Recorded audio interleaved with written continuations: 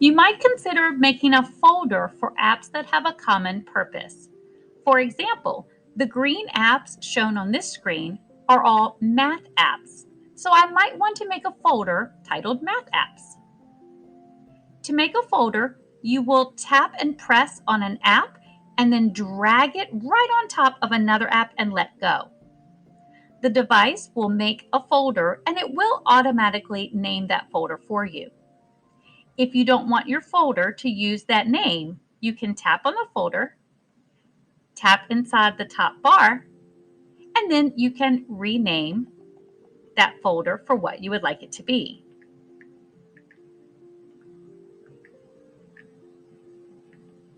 Make sure to choose Done on your keyboard when you're done typing. If you decide that you no longer need that app in the folder, you can simply tap on the app and drag it back down outside of the folder. And once you have done that for all of the apps, the folder disappears.